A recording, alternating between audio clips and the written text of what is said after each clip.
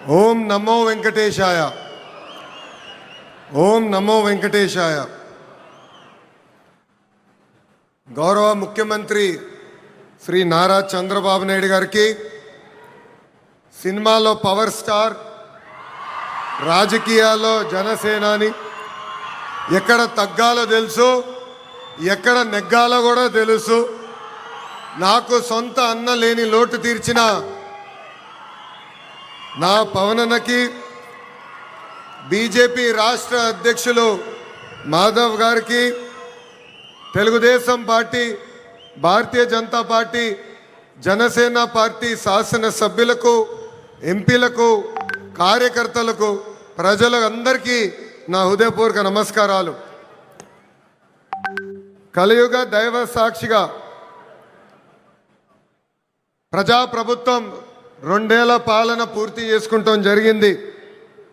ప్రజాప్రభుత్వ అధికారంలోకి వచ్చిన తర్వాత ప్రశాంతత వచ్చింది.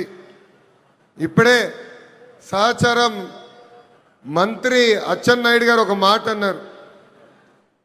ప్రజాప్రభుత్వం వచ్చిన 2 ఏళ్లలోనే ప్రజలకి స్వాతంత్రం వచ్చిందని. మనందరం చూస్తున్నాం. జేసీబీలు లేవు, దాడులు లేవు, హత్యలు లేవు, అంతెందుకు బూతులు కూడా లేవు. ఈరోజు నాకు ఇప్పుడు కూడా బాగా గుర్తు, యువగలం పాదయాత్రలో ఇదే చంద్రగిరి గడ్డపై మీటింగ్ పెట్టా. ఆనాడే చెప్పా, వెంకటేశ్వర స్వామి జోలికి వెళ్ళొద్దు, మాడి మసైపోతామని ఆనాటి ముఖ్యమంత్రికి నేను హెచ్చరిక జారీ చేశా. కానీ నా మాట ఇన్లా, దేవుడితో పెట్టుకున్నారు. ఇప్పుడు వాళ్ళ పరిస్థితి ఏంటో ప్రజలందరూ ఒక్కసారి ఆలోచించాలి. విశ్వవిఖ్యాత నడ సార్వభౌమ స్వర్గశ్రీ నందమూరి తారక రామారావు గారికి సీమ అంటే చాలా ప్రేమ. ఆనాడు కరువు వస్తే జోలు పట్టుకుని సీమ ప్రజల్ని ఆదుకున్న వ్యక్తి ఎన్టీఆర్. అంతేకాదు, తెలుగు గంగా గాలేరు నగర్ని ప్రాజెక్ట్ని తయారు చేసింది ఎన్టీఆర్. మహిళలకి ప్రత్యేకంగా విశ్వవిద్యాలయం ఏర్పాటు చేసింది ఎన్టీఆర్. నిత్యం అన్నదానం కూడా ప్రారంభించింది ఎన్టీఆర్. ఇప్పుడున్న రాజకీయాల్లో విరాట్ కోహ్లీ మన చంద్రబాబు నాయుడు గారు. అవతల వైపు బౌలర్లు మాడుతూ ఉంటారు, కానీ బ్యాట్స్మెన్ ఓన్లీ వన్, అది మన చంద్రబాబు నాయుడు గారు. రాయలసీమను రాయలసీమగా మార్చిన వ్యక్తి మన చంద్రబాబు నాయుడు గారు. ఎవరికి తెలియని సమయంలో బిందు సైద్యం పరిచయం చేసి ఏకంగా రాయలసీమలో రత్నాలు పండే విధంగా చేసిన వ్యక్తి మన సిబిఎన్. హంద్రినివా సుజలా స్రవంతి ప్రాజెక్ట్ని పూర్తి చేసి చివరి నియోజకవర్గం కుప్పానికి నీరు తీసుకెళ్లిన వ్యక్తి మన సిబిఎన్. అంతెందుకు, పులివెందల కూడా నీరిచ్చిన గొప్ప వ్యక్తి మన చంద్రబాబు నాయుడు గారు. ఇప్పుడు ఏకంగా 1,00,000 కోట్ల పెట్టుబడితో మిషన్ రాయలసీమ కూడా ప్రారంభించిపోయే వ్యక్తి మన ముఖ్యమంత్రి చంద్రబాబు నాయుడు గారు. 2019 నుంచి 24 వరకు గొడ్డలి పార్టీ అరాచక పాలన మనందరం చూసాం. వాళ్ళ చెల్లికి అన్యాయం చేయొద్దని అడిగిన బీసీ బిడ్డ అమర్నాథ్ గౌడ్ పైన పెట్రోల్ పోసి ఎలా తగలబెట్టారో మనం కల్లారా చూసాం. ఒక మాస్క్ అడిగినందుకు ఒక దళిత డాక్టర్ సుబ్రహ్మణ్యాన్ని పిచ్చోడు చేసి ఎలా చంపేశారో ప్రజలందరూ చూశారు. సొంత డ్రైవర్ సుబ్రహ్మణ్యాన్ని ఏకంగా గంజాయి మత్తులో చంపేసిన వాళ్ళ ఎమ్మెల్సీని మనందరం చూసాం. నంద్యాల నియోజకవర్గంలో ఒక మైనారిటీ కుటుంబాన్ని వేధిస్తున్నారు, ఈ వేధింపులు మేము తట్టుకోలేమని ఆత్మహత్య చేసుకునే పరిస్థితి మనందరం చూసాం. వైకాపా నాయకుల కూతురు కన్నా వాళ్ళ కూతురికి ఎక్కువ మార్కులు వస్తున్నాయని ఆ కుటుంబాన్ని వేధిస్తే, ఆ వేధింపులు నేను చూడలేను, తట్టుకోలేనని ఆత్మహత్య చేసుకున్న మిస్బాని మనందరం చూస్తాం కూడా జరిగింది. ఆనాడు అన్నారు, తెలుగుదేశం పార్టీ జెండా లేకుండా చేస్తామన్నారు, ప్రజలే ఈరోజు వాళ్ళ జెండా పీకేస్తాం జరిగింది. వై నాట్ 175 అని చెప్తే ఏకంగా టీమ్ 11 ప్రజలు వాళ్ళకి తీర్పిస్తాం కూడా జరిగింది.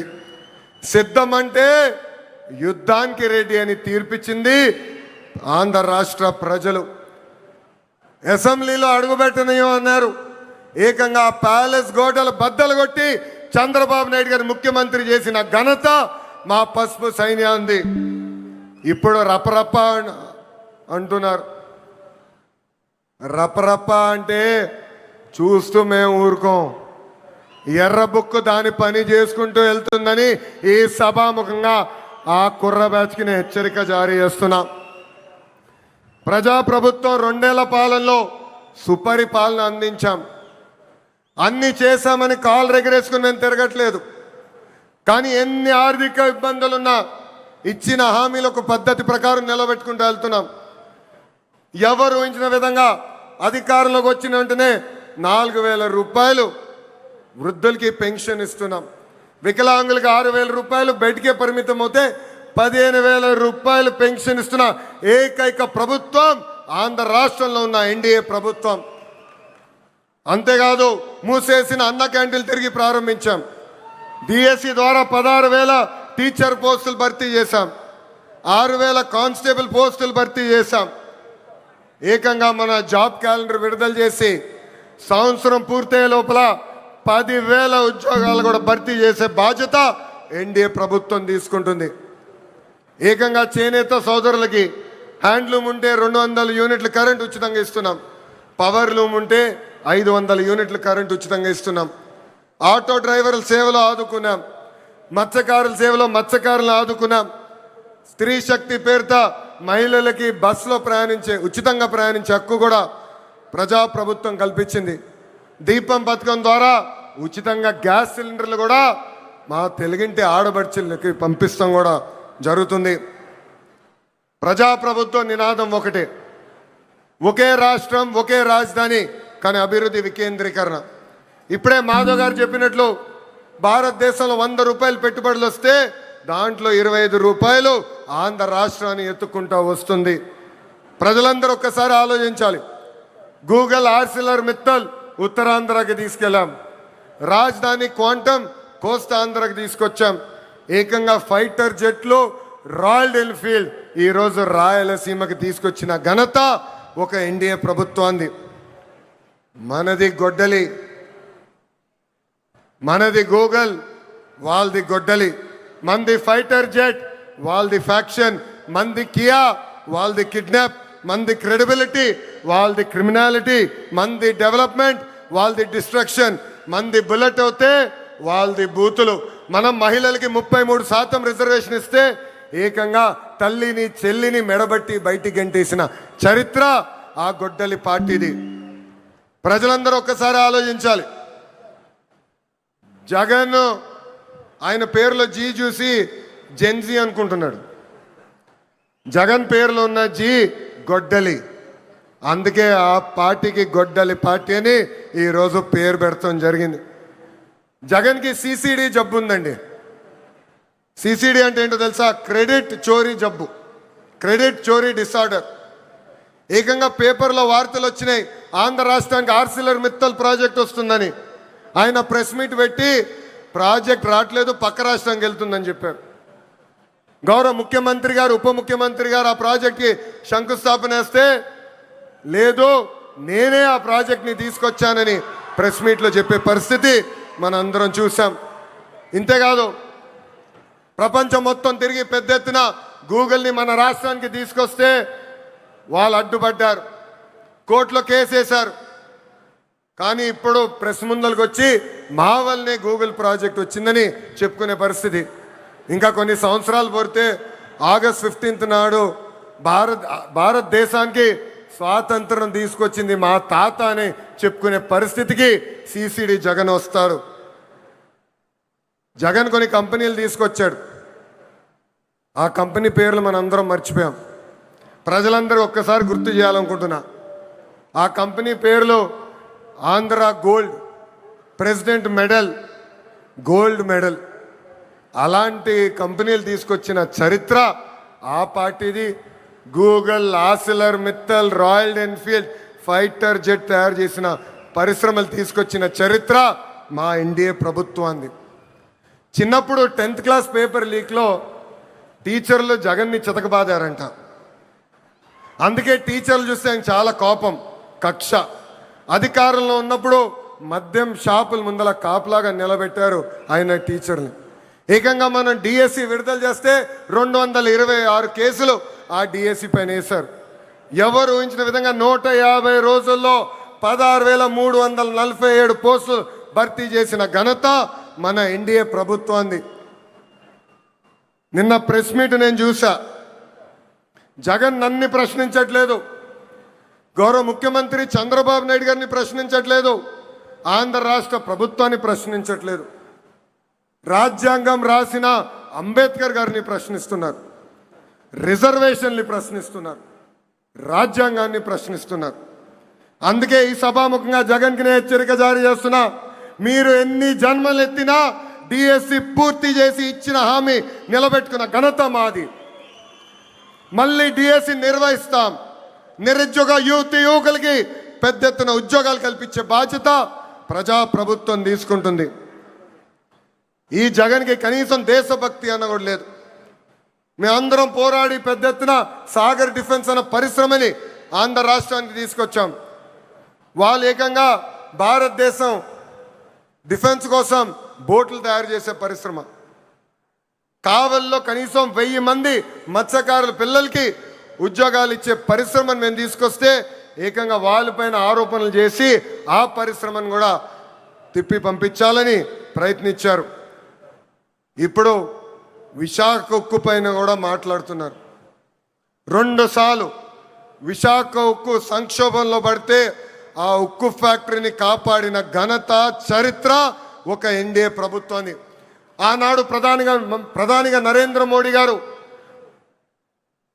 ముఖ్యమంత్రిగా చంద్రబాబు నాయుడు గారు ఇద్దరు కలిసికట్టుగా పోరాడి విశాఖ ఉక్కుని ఒక్కసారి కాపాడారు. దాని ముందల వాజ్పేయి గారు ప్రధానమంత్రిగా ఉన్నప్పుడు, చంద్రబాబు నాయుడు గారు ముఖ్యమంత్రిగా ఉన్నప్పుడే మళ్ళీ విశాఖ ఉక్కుని మనం కాపాడుకుంటాం జరిగింది. మన విశాఖ ఉక్కులో ఒక యాక్సిడెంట్ జరిగింది. 9 మంది కార్మికులు చనిపోయారు. యాక్సిడెంట్ జరిగిన 3 గంటల్లో హోంమంత్రి గారు అక్కడికి వెళ్ళారు. 6 గంటల్లో కేంద్ర ఉక్కు శాఖ మార్చులు వచ్చారు. 12 గంటల లోపల ఏకంగా గౌరవ ఉప ముఖ్యమంత్రి గారు, నేను కూడా వెళ్తాం జరిగింది. అక్కడ కార్మికులు కలిసాం, చనిపోయిన కుటుంబాలని పరామర్శించాం. వాళ్ళకి ఒకటే హామీ ఇచ్చాం, కేవలం డబ్బులు ఇచ్చి చేతులు దులుపుకునేదానికి రాలేదు, శాశ్వతంగా మీ కుటుంబానికి అండగా నిలబడడానికి మేము వచ్చామని చెప్పాం. ఫుల్ టైం ఎంప్లాయీస్కి ఇప్పుడు ఏకంగా 2 కోట్ల రూపాయలు ఆ కుటుంబాలకి ఆదుకుంటాం జరిగింది. కాంట్రాక్ట్ ఉద్యోగస్తులు ఎవరైతే చనిపోయారో ఆ కుటుంబానికి 1 కోటి రూపాయలు ఇచ్చి ఈరోజు ఎన్డీఏ ప్రభుత్వం ఆదుకుంటుంది. ఇన్ని చేస్తున్నా అక్కడికి వెళ్ళి మా పైన ఆరోపణలు చేసి ఇచ్చే 2 కోట్లు వద్దు, 1 కోటి రూపాయలే ఇవ్వండి అని చెప్పే పరిస్థితికి వచ్చాడు పులివెందల శాసన సభ్యుడు. ఇది ప్రజలందరూ గుర్తుపెట్టుకోవాలని ఈ సభాముఖంగా కోరుతున్నాం. ప్రపంచంలో మనం ఎక్కడికి వెళ్ళినా భారతదేశ వైపు అందరు చూస్తున్నారంటే దానికి కారణం మన నమో గౌరవ ప్రధానమంత్రి శ్రీ నరేంద్ర మోడీ గారు. మొన్నే రష్యాకి వెళ్ళా, వాళ్ళందరూ ఆశ్చర్యపోయారు. ఇంత సమర్థవంతమైన నాయకత్వం భారతదేశానికి ఎలా వచ్చింది, పొలిటికల్ స్టెబిలిటీ భారతదేశానికి ఎలా వచ్చిందంటే కేవలం ఒక్క వ్యక్తి, అది మన నమో వల్లనే వచ్చిందని వాళ్ళు చెప్తాం జరిగింది. ఇతర రాష్ట్రాల్లో నమో అంటే నరేంద్ర మోడీ గారు, కానీ ఆంధ్ర రాష్ట్రంలో నమో అంటే నాయుడుజీ మోడీజీ గారి అద్భుతమైన జోడి. ఇతర రాష్ట్రాల్లో డబుల్ ఇంజన్ సర్కారు ఉంటే కేవలం ఆంధ్ర రాష్ట్రంలోనే డబుల్ ఇంజన్ బుల్లెట్ ట్రైన్ సర్కారు ఉంది. ఈరోజు ఈ డబుల్ ఇంజన్ బుల్లెట్ ట్రైన్ సర్కారు వల్లనే మనం విశాఖ ఉక్కుని కాపాడుకున్నాం. అమరావతి పోలవరానికి కావాల్సిన నిధులు తీసుకొచ్చాం. ఎప్పుడో రావాల్సిన ఏకంగా విశాఖ రైల్వే జోన్ని కూడా మనం తీసుకొస్తాం జరిగింది. ఇంతేకాదు ఫైటర్ జెట్ ఆమ్కా ప్రాజెక్ట్ని తీసుకొచ్చాం. త్వరలో కర్నూలులో కూడా హైకోర్టు బెంచ్ ఏర్పాటు చేసే బాధ్యత ఈ డబుల్ ఇంజిన్ బుల్లెట్ ట్రైన్ సర్కారు తీసుకుంటుందని ఈ సభాముఖంగా ప్రజలందరికీ తెలియజేస్తున్నాం. రాయలసీమను రాయలసీమగా మార్చిన ఘనత ఎన్డీఏది. 1,00,000 కోట్ల పెట్టుబడితో ఈరోజు మిషన్ రాయలసీమకి మనం శ్రీకారం చుడుతున్నాం. రాయల్ ఎన్ఫీల్డ్ వచ్చింది సీమకి, ఎల్జీ ఎలక్ట్రానిక్స్ వచ్చింది సీమకి, ఏసీ తయారు చేసే కెరియర్ వచ్చింది మన సీమకి. అంతేకాదు రిలయన్స్ ఇండస్ట్రీస్ కూడా వచ్చింది మన సీమకి. That is the commitment of NDA government for రాయలసీమని ఈ సభాముఖంగా తెలియజేస్తున్నాం. తెలుగుదేశం పార్టీ, జనసేన, భారతీయ జనతా పార్టీ అనేది ఒక పెద్ద కుటుంబం. కుటుంబం అన్నప్పుడు చిన్న చిన్న సమస్యలు రావచ్చు. మనందరం కూర్చుని మన సమస్యలు పరిష్కరించుకోవాలి. ఆ బాధ్యత ఇక్కడున్న నాయకులందరిపైన ఉంది. కూటమి ధర్మాన్ని అందరం కలిసికట్టుగా కాపాడుకోవాలి. అహంకారం మనకు వద్దు. అహంకారం వస్తే ఏమవుతుందో మనందరం చూసాం. 151 స్థానాలు 11 అయినాయి. ఇది మనందరం గుర్తుపెట్టుకొని ప్రజల్లోకి వెళ్దాం, ప్రజల్లో చైతన్యం తీసుకొద్దాం, ప్రజలకి అండగా నిలబడదామని ఈ సభాముఖం మిమ్మల్ని అందరినీ నేను కోరుతున్నా. ప్రజాప్రభుత్వం కొనసాగింపు అనేది చాలా చాలా అవసరం. మనం చూసాం ఒక గుజరాత్, ఒక ఒరిస్సాలో వరుసగా ఒకే ప్రభుత్వ అధికారంలోకి వచ్చగల ఎంత అభివృద్ధి చెందినాయో. పెద్ద ఎత్తున పెట్టుబడులు వచ్చినాయి, పెద్ద ఎత్తున రోడ్లు వేసుకున్నారు, కరెంట్ ఛార్జీలు తగ్గించుకున్నారు, ముందరికెళ్ళారు.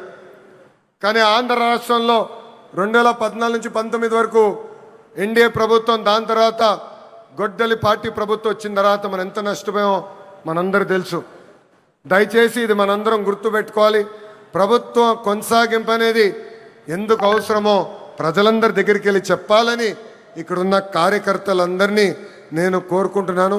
నేను ఫైనల్గా చెప్పేది ఒకటే, ఎన్డీఏతో వికాసం, గొడ్డలి పార్టీతో విధ్వంసం. గొడ్డలి పార్టీ రాష్ట్రానికి హానికరమని మనం తొక్కిన ప్రతి గడపకి చెప్పాలని ఈ సభాముఖం మిమ్మల్ని అందరినీ కోరుకుంటూ, నాకింత అద్భుతమైన అవకాశం ఇచ్చిన ప్రజలందరికీ పేరు పేరున నా హృదయపూర్వక ధన్యవాదాలు తెలుపుకుంటూ మీ అందరి దగ్గర నుంచి సెలవు తీసుకుంటున్నాం. చంద్రబాబు నాయుడు గారి నాయకత్వం, చంద్రబాబు నాయుడు గారి నాయకత్వం, పవన్ అన్న నాయకత్వం, పవన్ అన్న నాయకత్వం, నరేంద్ర మోడీ గారి నాయకత్వం, నరేంద్ర మోడీ గారి నాయకత్వం. జోహార్ అన్న ఎన్టీఆర్, జోహార్ అన్న ఎన్టీఆర్. జై తెలుగుదేశం, జై తెలుగుదేశం, జై హింద్. అందరికీ నమస్కారం.